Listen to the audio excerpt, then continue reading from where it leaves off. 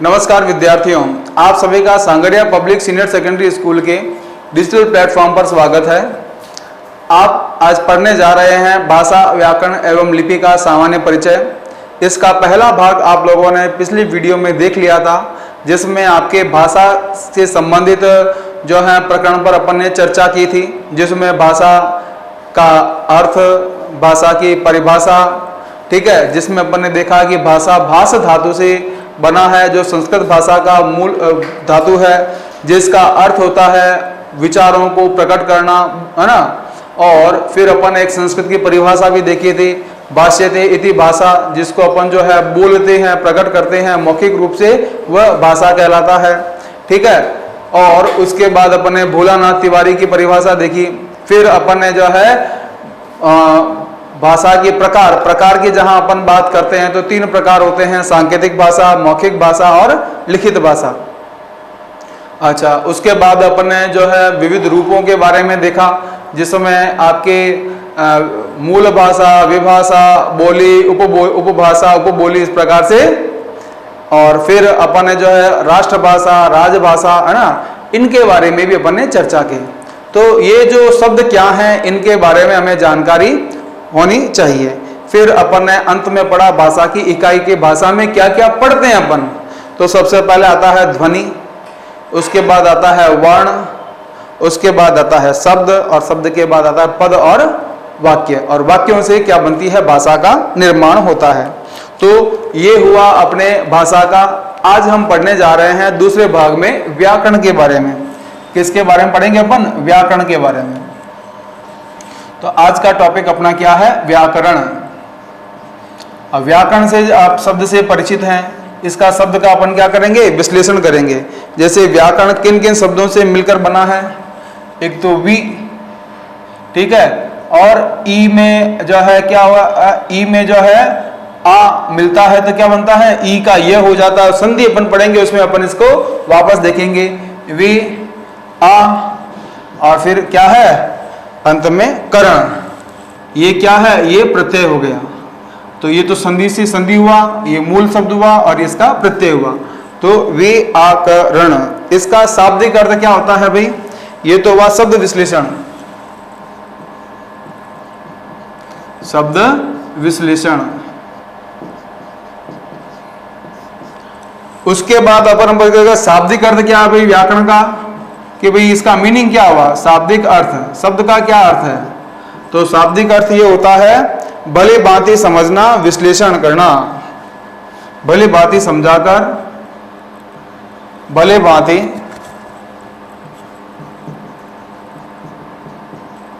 समझाकर,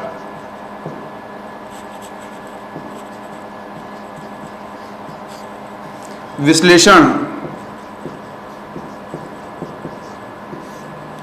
भले बातें समझाकर विश्लेषण करना, ये हो गया। इसका क्या हो गया? शब्द का अर्थ हो गया, जिसे अपन कहते हैं शब्द अर्थ या शाब्दिक अर्थ, ठीक है। उसके बाद अपन बात करते हैं इसकी परिभाषा की, कि इसकी परिभाषा क्या है व्याकरण की। परिभाषा, परिभाषा में जिस शास्त्र में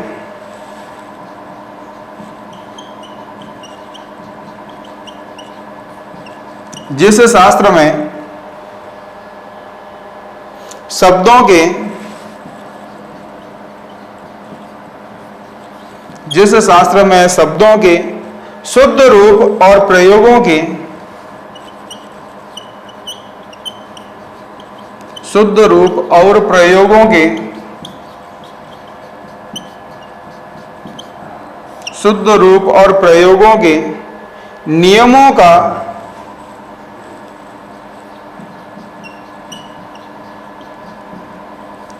नियमों का निरूपण किया जाता है,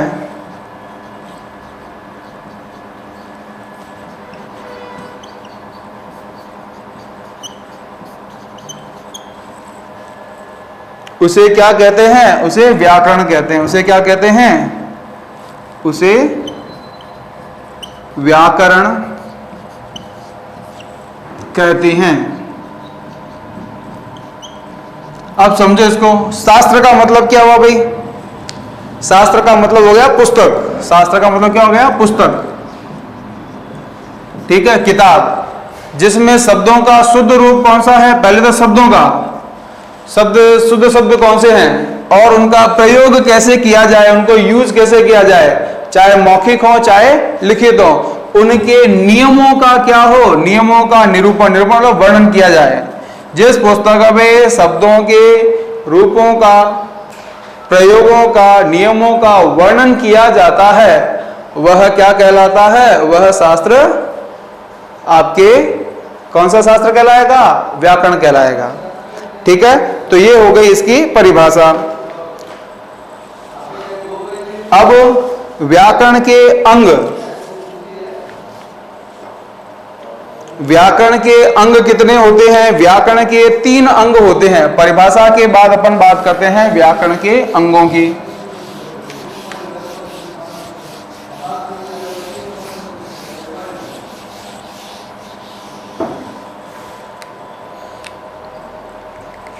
व्याकरण के अंग,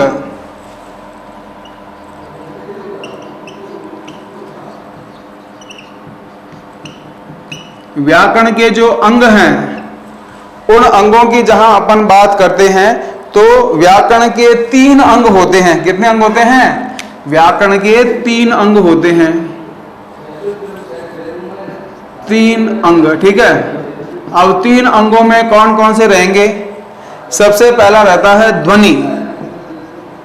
कौन सा रहेगा? ध्वनि। दूसरा अंग कौन सा रहेगा? वर्ण। और तीसरा अंग कौन सा रहेगा? शब्द। और अगर हम बात करें चौथा वाक्य, तो सबसे पहले वाले जो 1 और 2 हैं ये क्या रहेंगे? ये एक में ही गिने जाएंगे। ध्वनि, वर्ण, शब्द और वाक्य। तो ये 3 अंग कौन से हो गए? पहला हो गया आपका वर्ण, ये जो लिखित रूप में रहता है। ये होता है उच्चारित रूप में, इसे अपन कह सकते हैं मौखिक। ठीक है, तो सबसे छोटी जो इकाई रहेगी वो ध्वनि, उच्चारित रूप में, लिखित, वर्ण रूप में। तो पहला रूप क्या रहेगा? आपका वर्ण। दूसरा अंग क्या रहेगा? आपका शब्द। तीसरा क्या रहेगा? आपका वाक्य। तो ये दोनों एक में ही काउंट होंगे। ये हो गया 1, ये हो गया 2 और ये हो गया आपके 3। ठीक है, तो काउंटिंग के हिसाब से वाक्य के 3 अंग कौन से हुए? वर्ण, शब्द और वाक्य। अच्छा, अब हम इनकी जो है परिभाषा अगर अपन बात करें तो परिभाषा देखिएगा।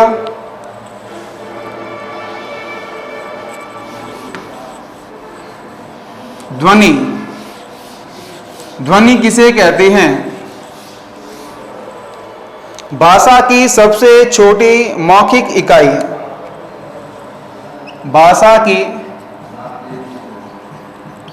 सबसे छोटी, छोटी भी कौन सी? मौखिक इकाई। मौखिक इकाई ये क्या कहलाएगी? ये कहलाएगी आपके ध्वनि। ठीक है, ध्वनि होती है। अब यहां पर एक शब्द और आता है अक्षर।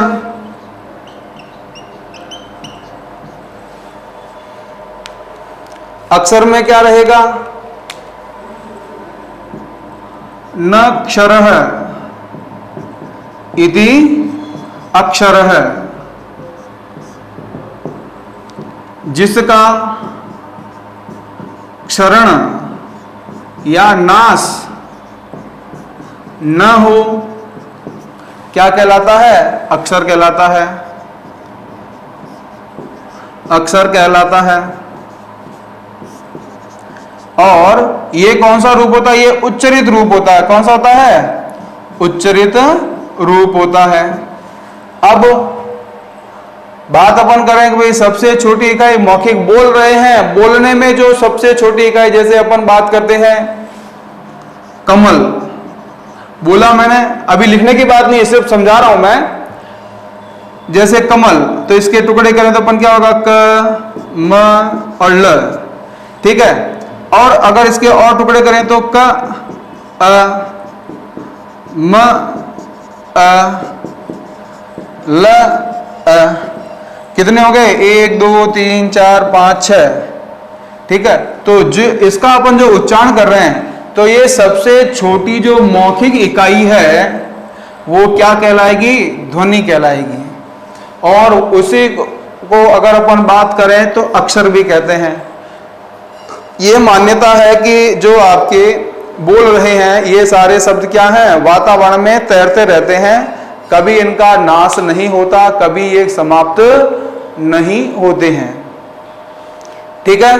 तो यहां पर अपन बात करते हैं कि भाई जैसे न अक्षर यदि अक्षर, ये संस्कृत की परिभाषा हो गई। तो सबसे पहला जो भाग है व्याकरण का, जो पहला अंग है ध्वनि, उसकी अपन ने चर्चा करी। ध्वनि के बाद क्या, जब ये तो हो गया मौखिक रूप। अब उच्चरित रूप की जहां अपन बात करें तो दूसरा क्या हो जाएगा आपका, वर्ण। कौन सा जाएगा, वर्ण। वर्ण किसे कहेंगे, भाषा की सबसे छोटी लिखित इकाई, भाषा की सबसे छोटी लिखित इकाई क्या कहलाती है, वर्ण है, ठीक है। तो सबसे छोटी इकाई, जैसे अपन ने बोलने की बात हो गई ध्वनि में। अब जहां लिखने की बात आती है तो ये सारे, अब ये क्या है, ये सारे वर्ण हैं। अपन वर्ण विचार में पढ़ेंगे इनको आगे, कि जैसे ये व्यंजन है, ये स्वर है, ये व्यंजन है, ये स्वर है, ये व्यंजन है, ये स्वर है, ठीक है। ये दो मिलकर ये ल बना, ये दो मिलकर ये म बना, ये दो मिलकर ये क बना, और ये तीनों मिलकर क्या बना, कमल बना। तो टुकड़े किए। तो वर्ण की बात अगर अपन करें तो भाषा की वह इकाई, भाषा की वह इकाई जिसके और टुकड़े संभव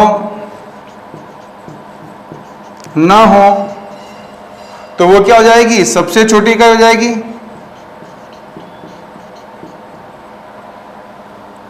जिसके और टुकड़े संभव न हो, सबसे छोटी, है ना। और संभव न हो वह क्या कहलाती है, वह वर्ण कहलाती है। अब वर्ण कहलाती है तो वर्ण कौन से हो गए इसमें, क हो गया, अ हो गया, म हो गया, अ हो गया, ल हो गया, अ हो गया। ये सारे क्या हैं, ये लिखित रूप में हैं, तो ये क्या कहलाएंगे, वर्ण कहलाएंगे। तो वर्ण और ध्वनि में क्या अंतर है, या वर्ण और अक्षर में क्या अंतर है, ये तो लिखित है और ये कौन सा है, ये मौखिक है, ठीक है। तो ये हमें ध्यान रखना रहेगा। उसके बाद अपन बात करते हैं किसकी, शब्दों की। तो ये तो हो गया ध्वनि और वर्ण।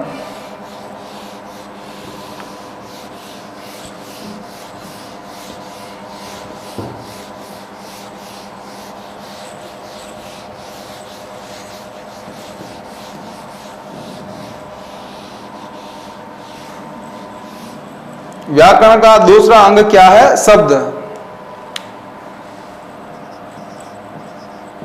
अब शब्द की जहां बात करते हैं तो वर्णों का जो है सार्थक समूह क्या कहलाएगा, शब्द कहलाएगा। तो वर्णों के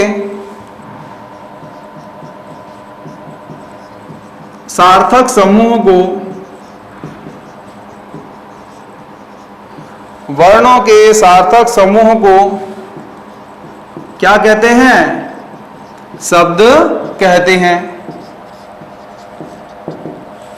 तो वर्णों का सार्थक समूह कैसे हुआ, जैसे अपन ने लिखा क म ल, ठीक है। तो क्या बना ये, कमल। फिर अपन ने लिख दिया क ल म, तो क्या बना ये, कलम। फिर मैंने कर दिया म क ल, मकल। फिर मैंने लिख दिया ल म क, तो क्या हो जाएगा लमक। तो ये शब्द भी नहीं है, ये शब्द भी नहीं है, लेकिन ये शब्द है और ये शब्द है। क्यों? क्योंकि इसका सार्थक अर्थ निकलता है, अर्थ सहित, है ना, अर्थ सहित रहे। कमल का अर्थ लें तो अपन एक फूल से ले सकते हैं, कमल का अर्थ लें तो हम ले सकते हैं एक लड़के का नाम से ले सकते हैं। तो जिन वर्णों का सार्थक समूह रहे वो क्या कहलाता है? शब्द कहलाता है। ये दोनों जो हैं शब्द की भाषा में शब्द की श्रेणी में नहीं आएंगे, इनको कहेंगे निरर्थक शब्द। निरर्थक शब्द जो मानक भाषा में इसका प्रयोग नहीं होता है। ठीक है, तो वर्णों का सार्थक मतलब क्या हो गया? स अर्थ क, जिसका क्या हो? अर्थ सहित जो है समूह हो, वो कहलाएगा शब्द। यहां तक बात समझ में आई होगी। उसके बाद आगे देखें तो अर्थ के आधार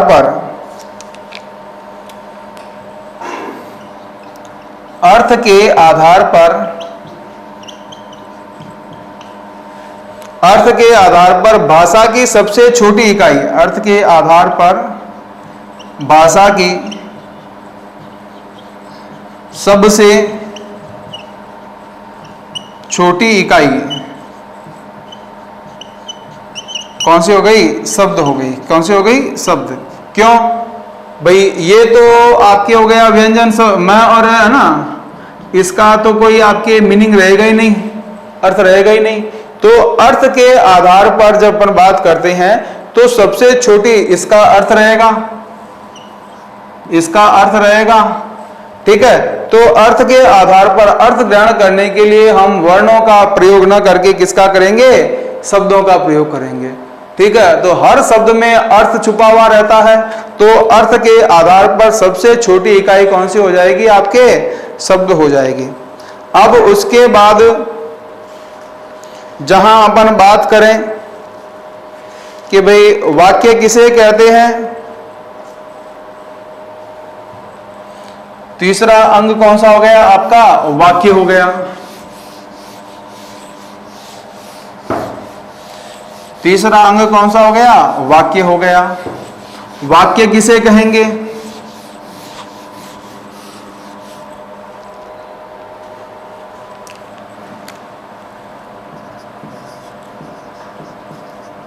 अब वाक्य की जहां बात आती है तो वाक्य किसे कहेंगे? शब्दों के सार्थक समूह को वाक्य कहते हैं। शब्दों के सार्थक समूह को वाक्य कहते हैं। तो शब्दों का सार्थक समूह,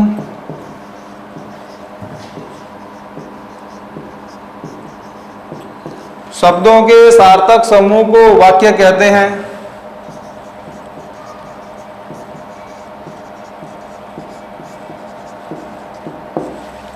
अब शब्दों का सार्थक समूह कैसे हुआ भाई? जैसे कमल, क्रिकेट खेलता है। तो कमल शब्द का प्रयोग हुआ, दूसरा शब्द क्रिकेट हुआ, तीसरा शब्द खेलता, चौथा शब्द है। और पदों के आधार पर देखें तो खेलता है क्रिया, ठीक है, ये कर्म और ये कर्ता। तो शब्दों का एक अर्थ निकले, अर्थ प्रकट होना चाहिए। तो शब्दों का सार्थक समूह है ना, क्या कहलाता है? वाक्य कहलाता है। तो वाक्य में क्या होगा? आपके भाव और भावार्थ प्रकट होगा कि क्या कहना चाहता है। जैसे कमल शब्द अगर अपन लें तो कमल से स्पष्ट नहीं हो रहा है कि वो कमल के फूल की बात कर रहा है या लड़के की बात कर रहा है। जब उसका वाक्य में प्रयोग होगा तब उसका कहने वाले का भाव क्या है, भावार्थ क्या है, वो हमारे सामने प्रस्तुत होता है। तो भाव एवं भावार्थ, भाव एवं भावार्थ के आधार पर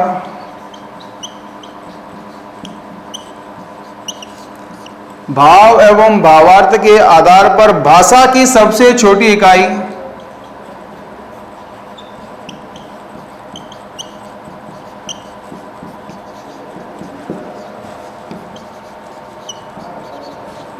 क्या कहलाएगी? वाक्य कहलाएगी।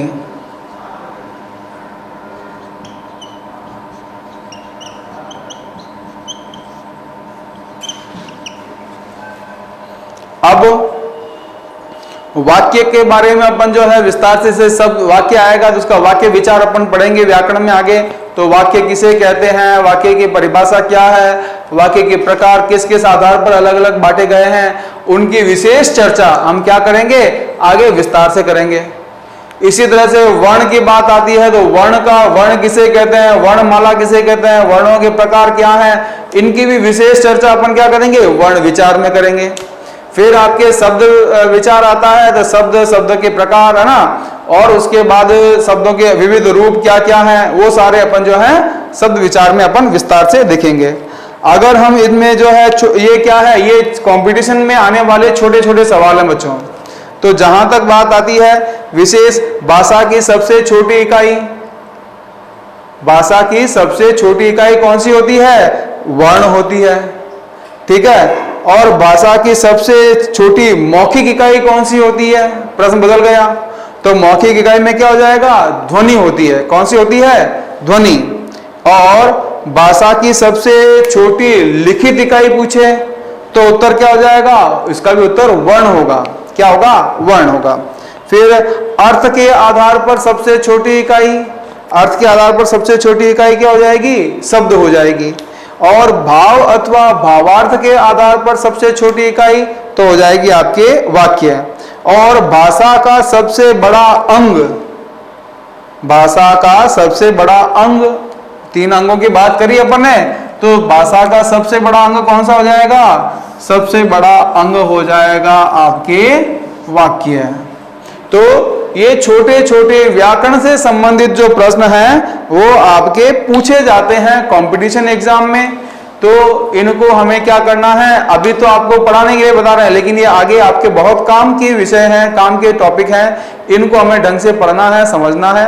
और ये सारा आपको पुस्तक में भी पढ़ना है, चाहे आपके सिलेबस में हो चाहे नहीं हो, जब भी आप फ्री हो तो उनको पढ़ें, देखें, समझें, ठीक है। और सारी चीज वहां पर क्लियर होती है। फिर भी अगर नहीं समझ में आता तो आप जो है अपने जो गुरुजन हैं, ठीक है, उनसे आप बात करें, समझें, जो बड़े हैं उनसे भी आप डिस्कस करें तो समझ में आ जाएगा। ये हो गया व्याकरण की बात। अब उसके बाद अगर हम बात करें तो हिंदी भाषा का व्यवस्थित क्रम क्या रहेगा, भाषा का व्यवस्थित क्रम,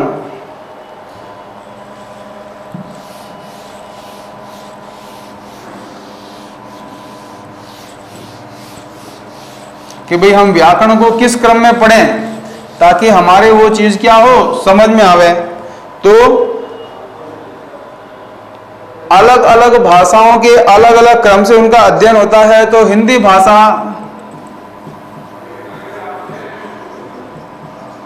हिंदी भाषा का व्यवस्थित क्रम क्या रहेगा,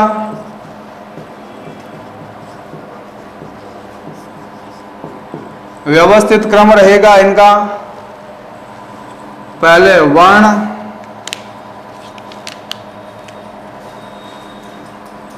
वर्ण ऑब्लिक ध्वनि, उसके बाद क्या रहेगा, उसके बाद पढ़ेंगे अपन शब्द, शब्द के बाद पढ़ेंगे अपन पद, पद के बाद अपन पढ़ेंगे वाक्य, और वाक्य के बाद अपन पढ़ेंगे भाषा।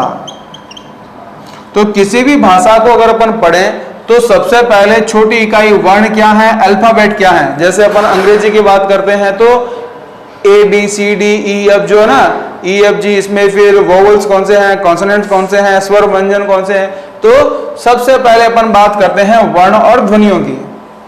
फिर उसके बाद में जो बात आती है शब्द, वर्णों का सार्थक समूह बनेगा शब्द। फिर शब्द का अपन क्या करेंगे, इसमें अध्ययन करेंगे। शब्द में शब्दों की परिभाषा क्या है, शब्द के प्रकार क्या है, अलग अलग आधार पर शब्द कैसे बांटे जाते हैं, उनका अध्ययन करेंगे। फिर उसके बाद में शब्द जो है वाक्य में जो प्रयोग किया जाता है, जैसे राम शब्द हो गया, और राम पद कब बनेगा, राम ने रावण को मारा, तो राम ने उसका कारक चिन्ह कौन सा हो गया, ने, तो राम ने, ये क्या बन गया, ये आपके बन गया पद बन गया। ठीक है, तो उसके बाद क्या करना है कि जब पद हो गया, पद के बाद अपन क्या पढ़ेंगे, उसके बाद पढ़ेंगे वाक्य का। ठीक है, तो एक व्यवस्थित क्रम रहता है, इसी क्रम में अपन क्या करेंगे, हिंदी भाषा व्याकरण का अध्ययन करेंगे, और उसके बाद क्या आता है, उसके बाद आता है आपके भाषा। ठीक है, तो लैंग्वेज अध्ययन करेंगे तो वाक्य के बाद भाषा बनती है। अब व्याकरण का जब अपन अध्ययन करें, व्याकरण का व्यवस्थित क्रम है ना, व्याकरण का अध्ययन, तो यही टॉपिक क्या हो जाएंगे, अलग अलग खंडों में बढ़ जाएंगे। तो पहला कौन सा हो जाएगा, पहला हो जाएगा इसमें वर्ण विचार। कौन सा हो जाएगा इसमें, वर्ण विचार। वर्ण विचार में अपन कौन कौन से टॉपिक पढ़ेंगे, ध्वनि और वर्णमाला, ये सारा अपन इसमें पढ़ेंगे। उसके बाद वर्ण विचार के बाद क्या पढ़ते हैं अपन, शब्द विचार। शब्द विचार में क्या पढ़ेंगे, शब्द और पद, ये दोनों इसके साथ में पढ़े जाएंगे। ठीक है, और उसके बाद में अंत में क्या पढ़ेंगे अपन, वाक्य विचार। इस तरह से ये टॉपिक अपन क्या करेंगे, व्याकरण को अपन बांटेंगे। पूरे व्याकरण को 3 भागों में बांटते हैं, वर्ण विचार, शब्द विचार और वाक्य विचार।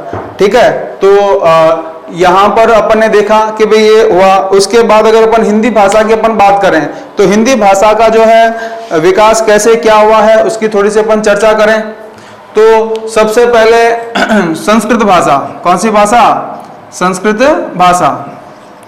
संस्कृत भाषा वेदों के समय में थी। ठीक है, इसके 2 रूप पाए जाते हैं, एक तो वैदिक संस्कृत और दूसरी कौन सी थी, लौकिक संस्कृत। इनमें थोड़ा सा अंतर है। वैदिक संस्कृत वेदों में अध्ययन होता है, जिनमें 4 वेद, पुराण और वो है क्लिष्ट भाषा, और आम बोलचाल में जो है प्रयोग में ली जाती थी वो थी आपके लौकिक भाषा, जिसमें आपके रामायण, महाभारत और अभिज्ञान शाकुंतलम और ये सारे जो हैं, इन पर जो है महाकाव्यों की रचना हुई है। तो ये आपका जो है क्या कहलाता है, पहला आपका संस्कृत भाषा, ये मूल भाषा। ठीक है, हिंदी की जननी, मातृभाषा, इस प्रकार से इनको नाम दिया जाता है। अब उसके बाद में क्या होता है, इसके बाद में संस्कृत भाषा के बाद विकास होता है प्राकृत भाषा का। किसका, प्राकृत भाषा। ये भाषा आपके कहां से आती है, इसका जो है परिवर्तित रूप होता है, जिसमें आपके भगवान बौद्ध के जो है संदेश दिए गए हैं। बौद्ध धर्म, बौद्ध धर्म ना, भगवान बुद्ध के संदेश दिए गए। फिर उसके प्राकृत के बाद में आती है पाली भाषा। पाली भाषा में आपके जैन धर्म के जो है संदेश दिए गए हैं भगवान महावीर द्वारा, है ना, जैन धर्म। उन्होंने लोकल भाषा जो उस समय जो होती थी उसी का उन्होंने प्रयोग किया और उसको अपने विकास किया। प्राकृत भाषा, पाली भाषा के बाद आता है आपके अपभ्रंश भाषा। अपभ्रंश मतलब उसका हो गया बिगड़ा हुआ रूप। अपभ्रंश में आपके जैसे राजस्थानी डिंगल पिंगल जिसे अपन कहते हैं, जिसमें रासो साहित्यों का वर्णन हुआ है। ठीक है, तो वो आपके होती है अपभ्रंश भाषा। अपभ्रंश से ही क्या हुआ है, हिंदी का विकास हुआ है। तो अभी तक अपन ने हिंदी जो पढ़ा है, पढ़ रहे हैं, है ना, वर्तमान काल में ये किस प्रकार से क्रम से हिंदी भाषा का, हिंदी का विकास क्रम, ये अभी अपन ने देखा। ठीक है, अगले वीडियो में अपन बात करेंगे लिपि के ऊपर, चर्चा करेंगे। भाषा और व्याकरण पर अपनी जो है बात कंप्लीट होती है। ठीक है, तब तक के लिए धन्यवाद।